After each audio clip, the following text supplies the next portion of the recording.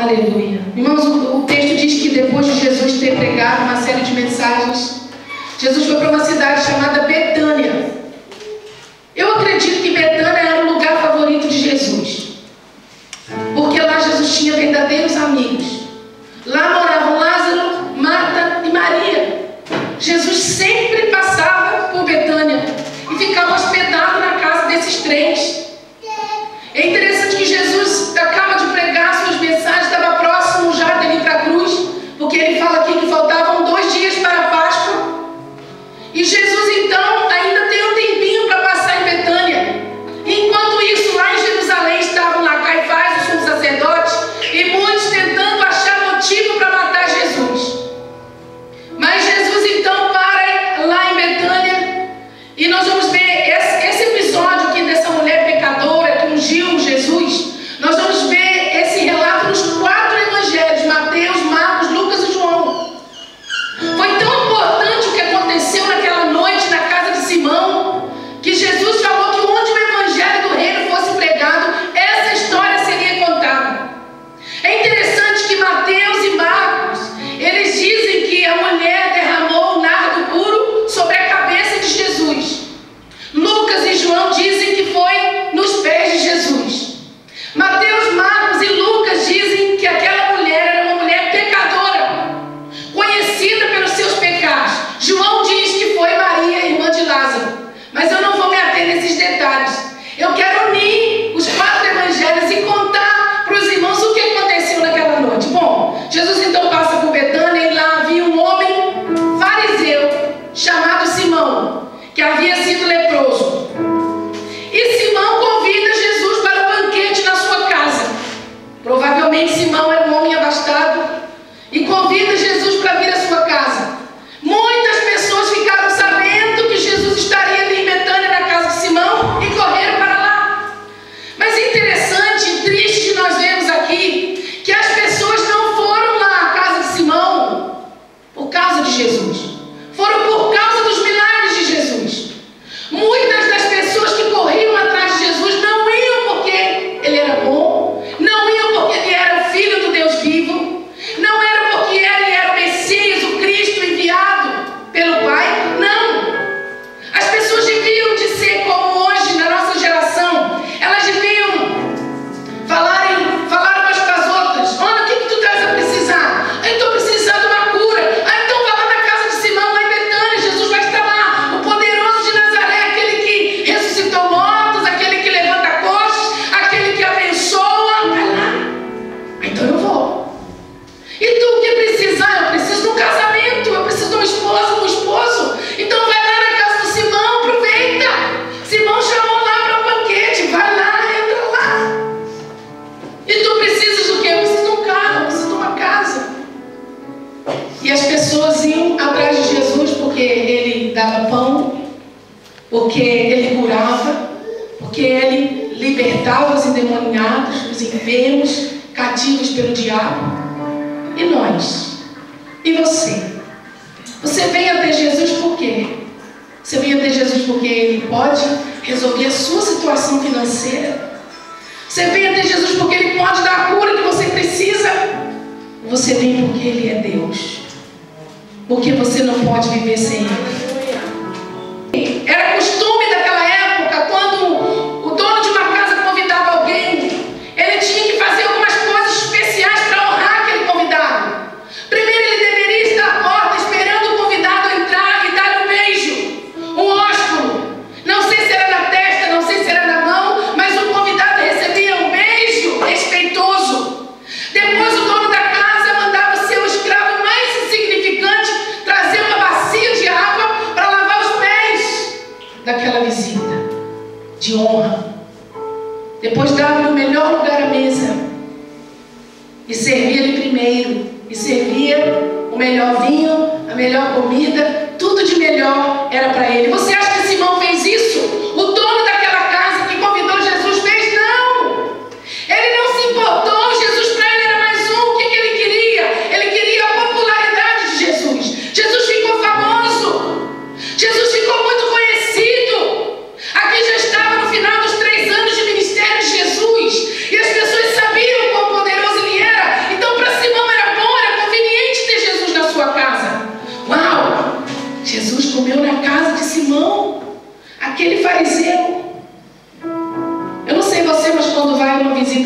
casa e não sei o que eu faço para agradar. Eu gosto de agradar.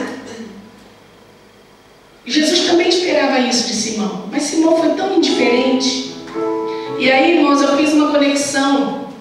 É interessante que Jesus sai da casa de Simão e vai comer a última ceia com os seus discípulos. Naquela mesma noite. E Jesus, depois de tomar o cálice, o pão, o cálice, Jesus pega uma toalha, cinge os seus lombos, pega uma bacia com água, senta os seus discípulos e começa a lavar os pés deles. Aquilo que não tinham feito com ele na casa de Simão, ele agora começa a fazer com os 12 discípulos, incluindo Judas. E Jesus disse: vou-vos lavar os pés. E Pedro disse: não, Senhor, tu és o Senhor, eu que tenho que lavar os teus pés, tu nunca me lavarás os pés. E Jesus disse: Pedro, se eu não te lavar os pés, tu não tens parte comigo. Então tá bom, Senhor, lava os pés, as mãos, o rosto, lava tudo. E Jesus terminou aquele cerimonial e disse: vocês entenderam o que eu fiz? Eu fiz para vos dar um exemplo. O servo não é maior do que o seu Senhor. E se eu fiz isso vos lavando os pés, vocês também devem lavar os pés uns dos outros. Jesus era poderoso em obras, em palavras. Era o Deus encarnado andando na terra. Simão não se importou com essa verdade.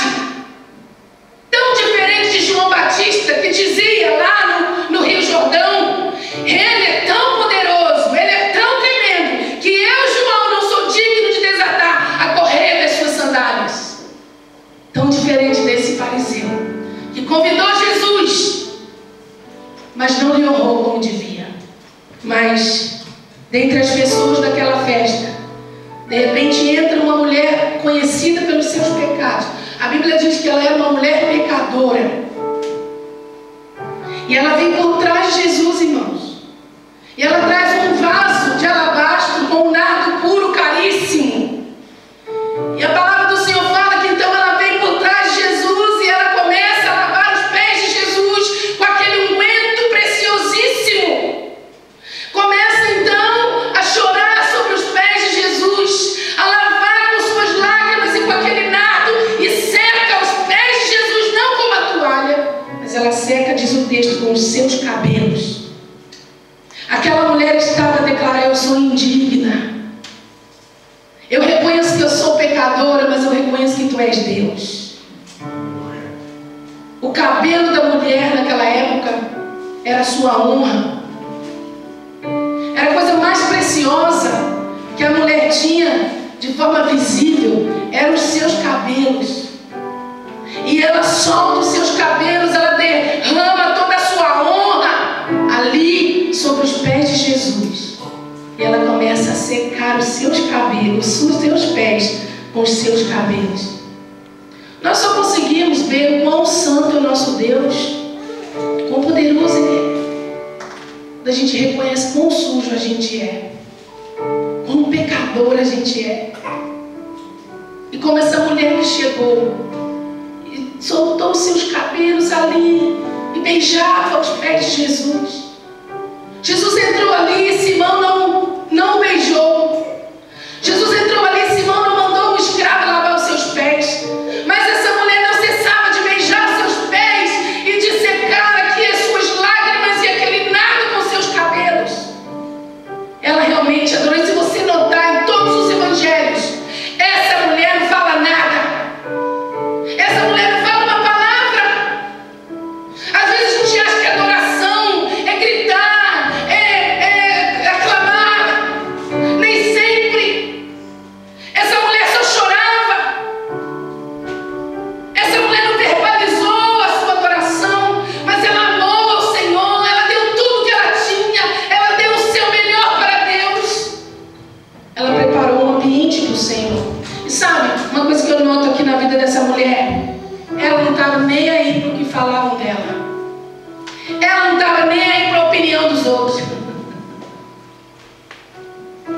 Ela se prostrou, ela adorou, ela soltou seus cabelos, ela trouxe o seu nardo puro e sem se importar com a opinião de terceiros. Irmãos, um dos graves defeitos que nós temos é de estarmos preocupados com o que as pessoas pensam de nós. Ah, mas se soltar na igreja na hora do louvor, o que vão pensar de mim? Eu, homem, se ficar chorando na hora do louvor, lá na hora da palavra, eu não, o que vão pensar de mim?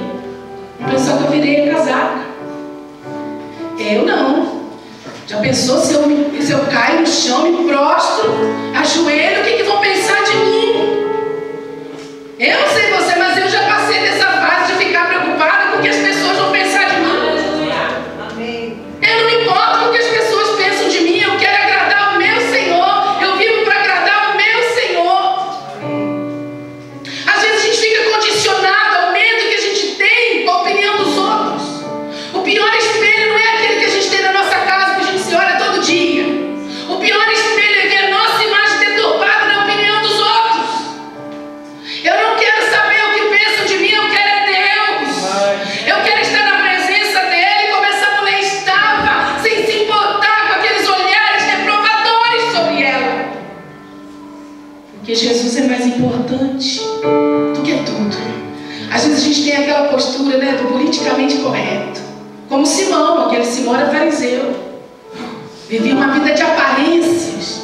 Os fariseus, eles serviam a Deus na aparência. E foi o grupo para quem Jesus lançou as maiores e terríveis palavras. Jesus chamou eles de raça de víboras.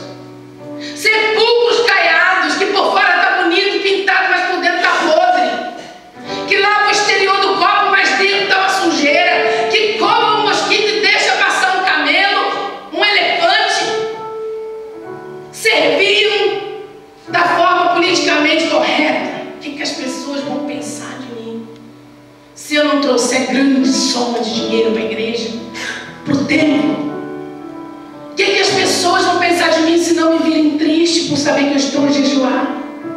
Fariseu. Fariseu. Que a Bíblia diz que o que faz a nossa mão direita, a nossa esquerda não deve saber.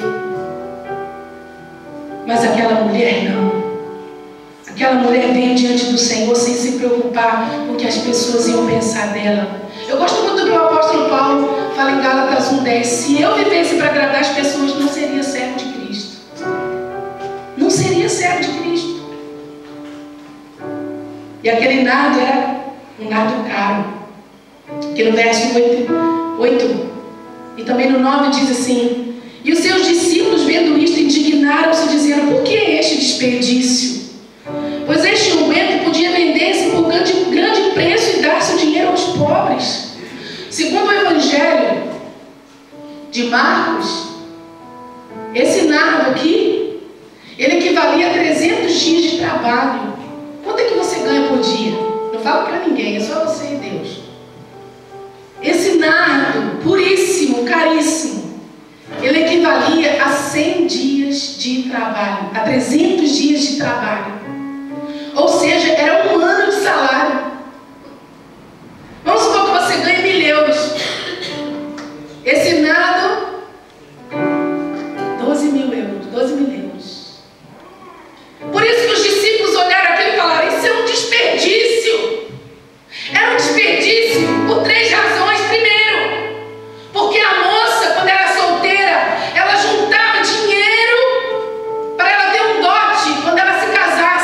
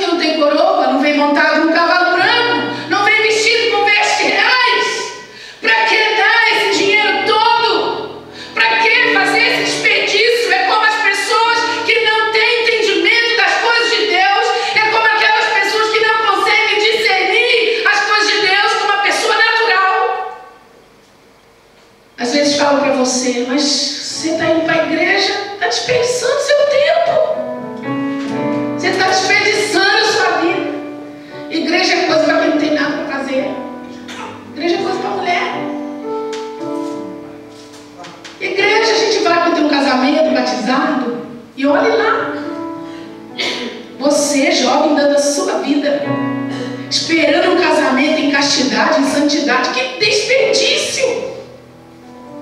As pessoas pensam assim mesmo de nós. Mas eu creio que não é um desperdício, é um investimento. O tema dessa mensagem é desperdício ou investimento. Eu lembro quando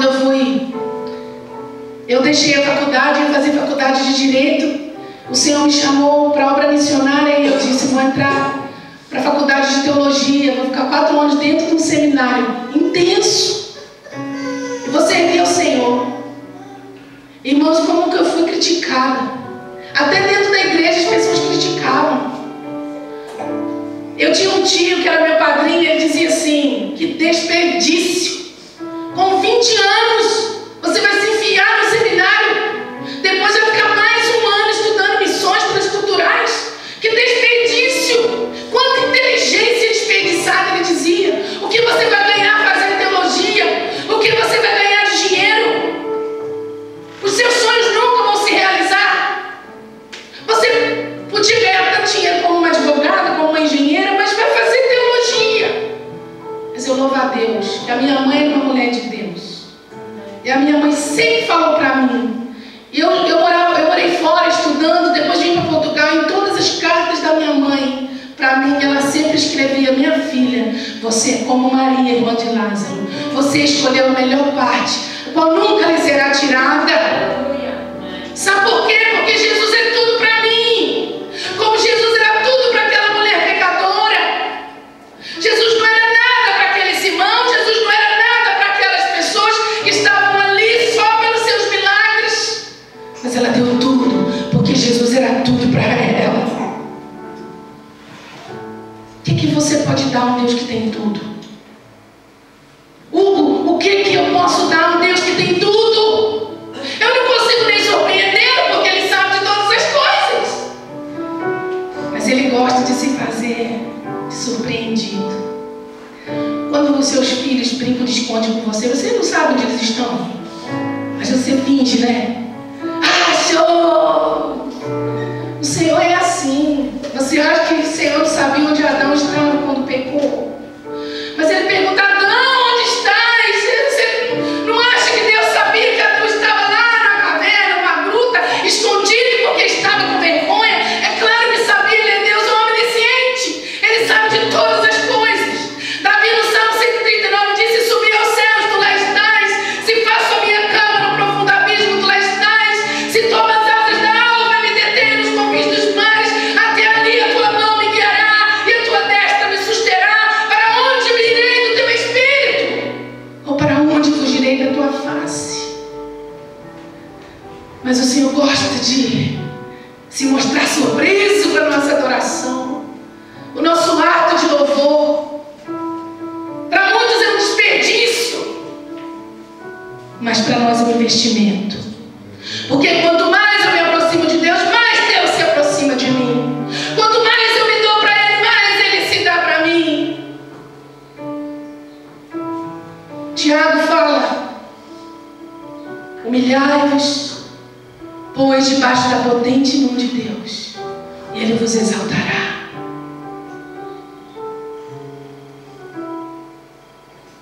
Chegai-vos a Deus, e Ele se chegará a vós outros. Se eu me achego, eu recebo mais. Irmãos, Deus tem tudo. Fala assim, Deus tem tudo. Deus tem tudo. Ele fala, todas as almas são minhas. O salmista fala, do Senhor é a terra, a sua plenitude, o mundo e aqueles que nele habitam. Tudo é de Deus. Mas às vezes Deus sente que não tem algo. Você sabia que às vezes Deus sente que não tem algo? Deus não tem o nosso coração, muitas vezes. Muitas vezes o nosso coração é de tudo e de todos, menos dele. Por isso que lá em Provérbios ele fala, filho meu, dá-me o teu coração. Verso 10 diz assim, Jesus, porém, conhecendo isto, disse-lhes, por que afligis esta mulher? Pois praticou uma boa ação para comigo. Porquanto sempre tendes convosco os pobres, mas a mim não me haveis de ter sempre. Ora, derramando ela este unguento sobre o meu corpo, fê-lo preparando-me para o meu sepultamento. Em verdade, verdade vos digo que onde quer que este evangelho for pregado em todo o mundo, também será referido o que ela fez para a sua memória. Essa mulher não usou máscaras. Ela não fingiu ser o que ela não era, como aqueles fariseus. Eles faziam. Porque diante de Deus, máscaras não funcionam, né? Jesus até conta a história lá do fariseu e publicano orando no templo. Aí o fariseu, como achava que era bom, né, fazia muitos atos de justiça, mas para mostrar e ser visto por todos, Jesus fala que os fariseus gostavam de sentar na frente, nas primeiras assentos, olhando para o povo. Gostava de ter a preferência sobre todas as coisas. Aí Jesus fala que o fariseu orando: Senhor, eu te dou graças porque eu não sou como este publicano, pecador, que rouba as pessoas, cobra os impostos e ainda cobra para ele também. Obrigado porque eu te dou o dízimo, obrigado porque eu te sirvo, eu cumpro a tua lei. Aí Jesus disse que lá do lado estava o publicano, batendo no peito e dizendo: Senhor, tem misericórdia de mim porque eu sou um homem pecador. Aí Jesus termina e pergunta: quem voltou para sua casa justificado? O fariseu ou o publicano? Publicano. Aquele que dizia que era cumpridor das sagradas escrituras voltou para casa desagradando a Deus. Mas aquele que era tido como um rejeitado, ele se humilhou diante do Senhor, sem máscaras. Irmão, diante de Deus nós temos que tirar as máscaras, porque a Bíblia fala que todas as coisas estão nuas e patentes aos olhos do Senhor.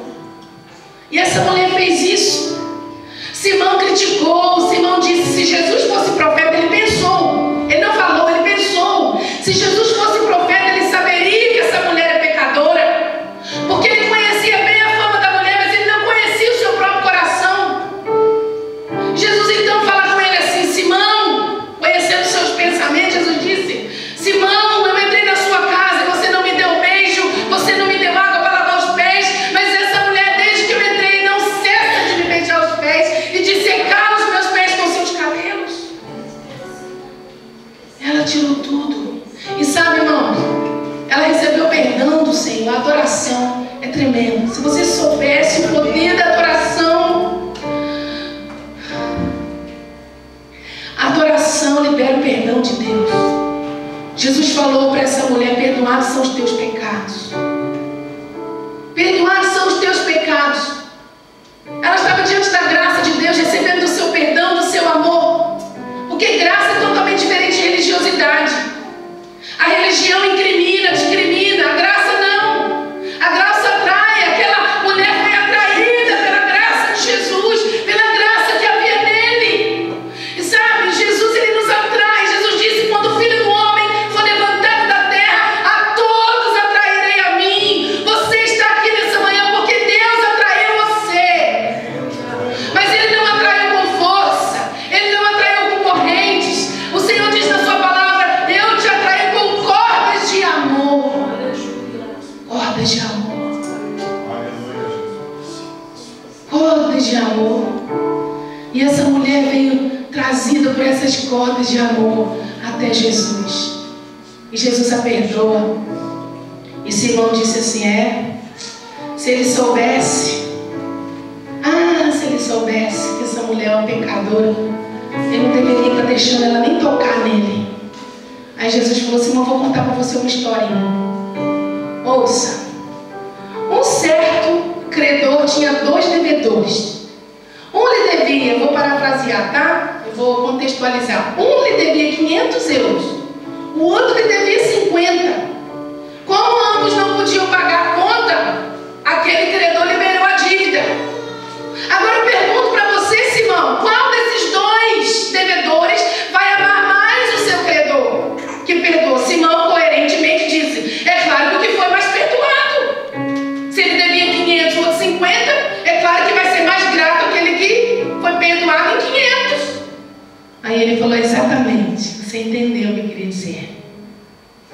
Enquanto você achar que você é melhor do que todos, que você é merecedor porque você conhece a sagrada lei e você cumpre a sagrada lei vivendo de aparência, você não vai amar mais do que essa pessoa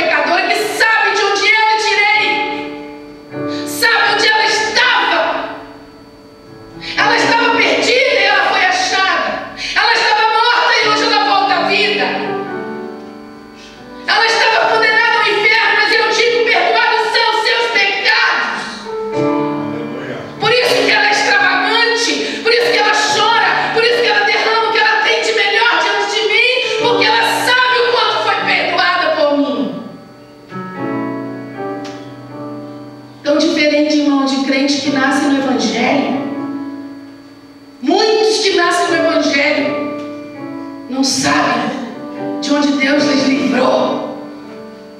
Agora, às vezes, é uma pessoa que se prostituía, que roubava, que mentia, que estava lá no lamaçal de pecado, e Jesus vai lá com a mão forte, braço estendido, arranca aquela pessoa da vida de pecado. Ai, irmãos, como aquela pessoa ama, como aquela pessoa se doa, que ela reconhece o quanto foi perdoada. O que diz no Salmo 40? Do 1 ao 3 diz assim: esperei com paciência no Senhor, e Ele se inclinou para mim e ouviu o meu clamor. Tirou-me de onde? De um charco de lodo, do lamaçal de pecado. Firmou os meus pés sobre uma rocha e firmou os meus passos. O que fez no verso 3? Colocou na minha boca um cântico novo, um hino ao nosso Deus. E muitos verão isso e temerão e confiarão no Senhor. Aquele que sabe de onde Deus lhe tirou tem um cântico novo nos lábios. Aquele que às vezes é criado em casa. Você se converteu quando? Quando é que você entregou sua vida para Jesus? Teve um novo nascimento? Ah, não sei, eu nasci no Evangelho. Não, isso não é a resposta certa. Tem um dia fatal, tem um dia que é divisor de águas, tem um dia que você declarou: Jesus, a partir de hoje é o Senhor da minha vida, o meu Salvador. Obrigado, Senhor. Porque mesmo que eu não tenha feito tudo isso, talvez que aquela mulher tenha feito, mas eu estava condenada ao inferno. E o Senhor foi lá e me libertou. Eu quero amar o Senhor para sempre. E não desperdiçar a minha vida, mas investir a minha vida na obra do Senhor.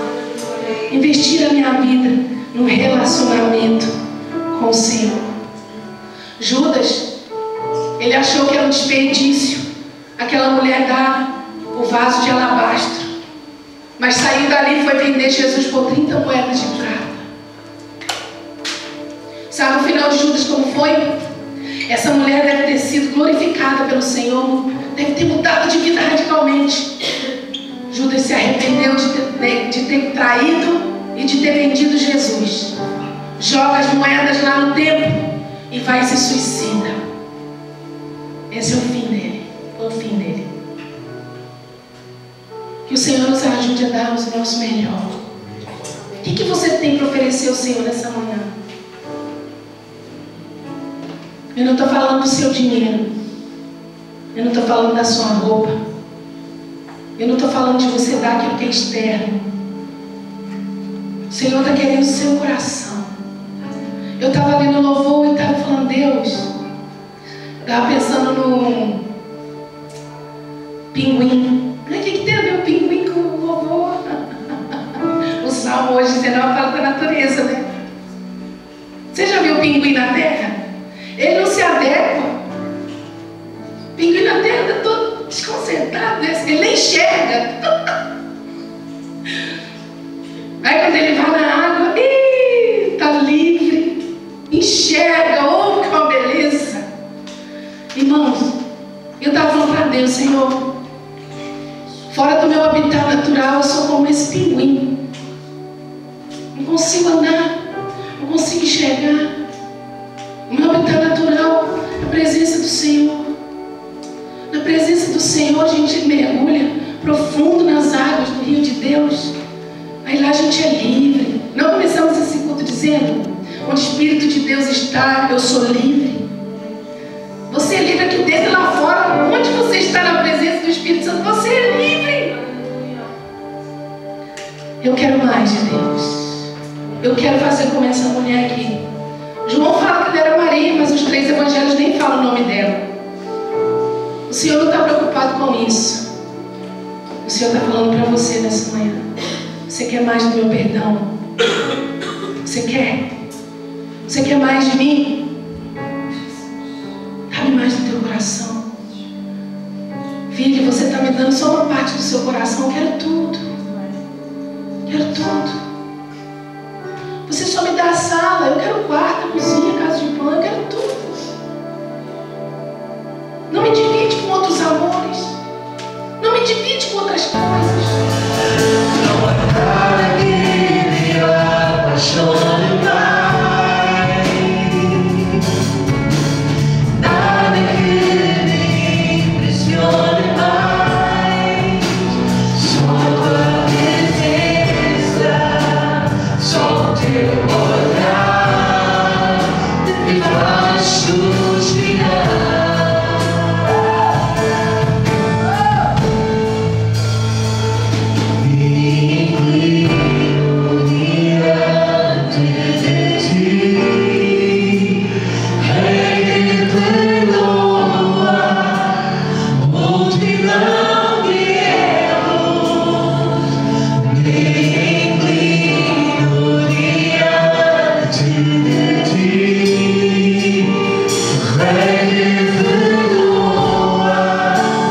Show!